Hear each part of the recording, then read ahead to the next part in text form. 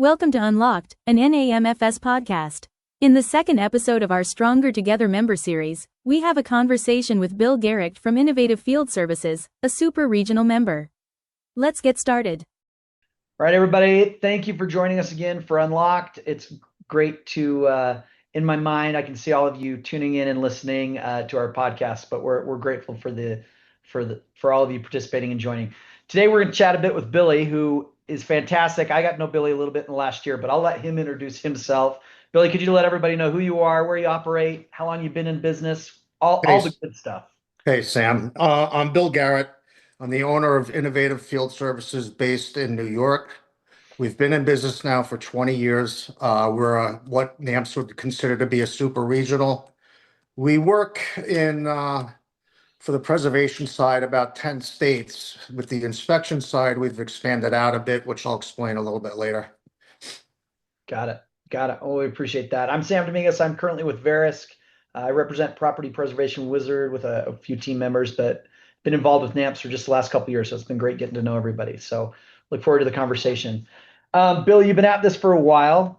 I'm curious back, if you can remember when you joined NAMFS, and I'd be curious on what motivated you to jump in and get your business involved in NAMFS. Well, I was trying to figure out this morning how long it's been. I think it's been at least 15 years, maybe a little bit longer.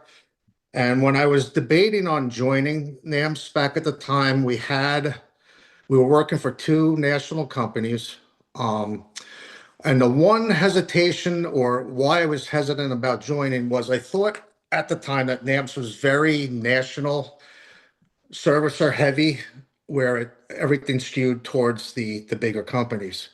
But my dear old friend, rest his soul, Kyle Nichols, who was actually my competitor locally, we had become real good friends at this point. We had collaborated on a few things and worked together.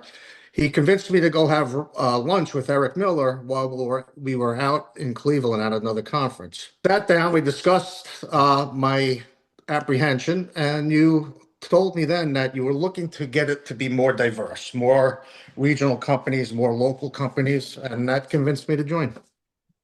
Oh, that's good. I'd be curious. I've kind of thought that to that, Bill. I mean, obviously you mentioned, I'm curious how you navigate this idea that maybe, hey, I'm going to hanging out with competitors in this environment, or there's going to be people there I actively have to try and compete for work. I mean, how did that factor in your decision, if at all, or was that ever a concern for you? My feeling is when it comes to competitors, the more friendly you are with them, the better. Depending on what level they're at, whether we obviously don't compete with the nationals, but on a local level, yes, it can be a good partnership at times, and it really helped me and Kyle at the time grow our business by not trying to undercut each other and fight over territory.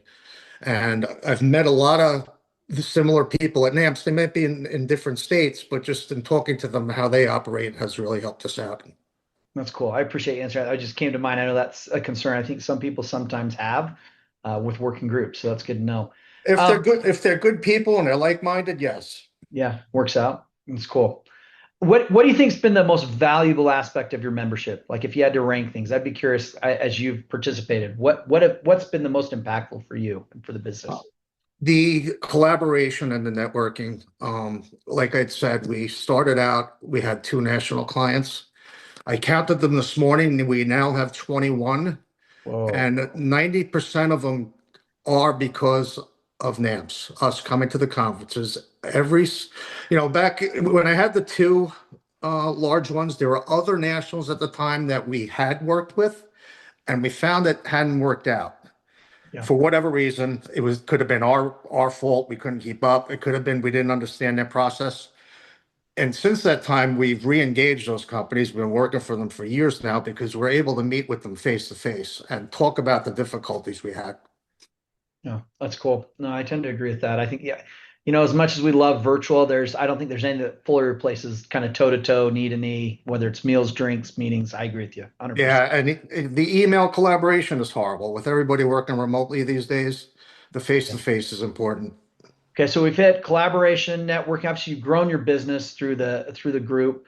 Are there any tactical challenges or operational challenges that the group's helped you solve, just specifically for your business? I mean, obviously you're growing your business, but are there, mind share you've been able to get or ideas you've gotten through NAMFS that have helped you? Well, I'll give you one good example now. We have taken on states for inspections for a national client that I am using. The reason I'm able to do these states is because I'm working with other NAMFS members. So we're doing inspections in California, Louisiana, Florida, Indiana, Ohio. We wouldn't have been able to do it just trying to source locally or source anonymously. So these are companies I can trust to put our name behind. Okay, so growth and then the picking up new vendors, new services that you can do in other areas. That's killer. Yes. I like it a lot. So I'd be curious. I mean, you've been involved for a long time. We keep asking people the same question, but why is a growing membership important to the future of NAMPS and just to the industry in general? You and I actually kind of talked about this like a year or two ago in Boca. We were down for a conference. I remember having lunch. We talked a little bit, but I'd be curious. Why would that be important to us? I mean, it seems like we're coming out. It's been a weird time period for us in mortgage servicing. Is it important for us to grow this membership? And then, does that help our industry? It sure does. Our industry is governed by government agencies, government-sponsored enterprises, and the more numbers we have, the more power we have in the lobbying efforts. So we worked on that pricing initiative for a number of years. We were partially successful, but more successful than I thought we would be. So the more members we have, the more influence we're going to have on how we go about our work, the regulations, the pricing, having some say when they do change things and come out with a new mortgagee letter. They may take us into account if we can have the numbers to back up what we're saying. And I think, really the membership level now, if the industry was a little bit stronger, I would be no doubt that our membership would be up 40-50% once business starts to grow. Yeah, I tend to agree. Again, in my wheelhouse where I've always been involved with kind of different building groups in my career, and I've felt the same way, like both from a voice perspective, standards and practices, kind of that mind share. I totally agree. And I think, look, we're on the cusp of it. Hopefully things twist and then we see people jump back in. So I think it would be good. Yeah. So on that vein, Bill, there's been, there's obviously reticence. I'm sure you talk to folks, I do too. They're hesitant to join NAMPS. They're not quite sure the benefits, if it's worth their time. What is kind of your elevator pitch with? Like if you could go to the masses, what would your elevator pitch be to them about jumping in and joining NAMPS and participating? And how would you tell them to go about it? I would tell them to come to the conference. Yeah. That's where they're going to see the benefits of it right away. I have implored a lot of my network to join. I think a few of them have. Matter of fact, I think Eric spoke to one of my inspectors about a week or two ago. The big problem they're all having, especially on the inspection side, is affordability. They can't spend the money on the airplane tickets and so forth. So every quarter in our newsletter, I send out a request for my vendors to join. I've even gone so far as to offer them more money on a project to cover the costs. So I'll continue to do so. Yeah. Yeah, no, I agree. I think, again, we're that weird inflection point. We've been dealing with it for a couple of years post-COVID anyway. We know that there's an impact there, but yeah, I'm actually amazed that we've kept the vendors we do have. Yeah. And since we have, they're all very good. And I would like them to get even better. And before I forget, so this is going back a number of years. It's got to be maybe 10, 12 years ago. We were using software for our preservation, and the company was not their software was not very good. Mm-hmm. And because of NAMPS, that's where I met Matt and Bob.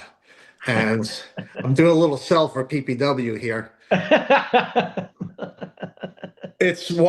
reason I'm saying this is because we would not have been able to grow the way we did without having good software to do it, and especially a good mobile app. Sure. Because, all right, so that's one of the larger benefits I've gotten out of NAMPS. Yeah. No, I tend to agree. And look, our personal software side, I appreciate that selfishly.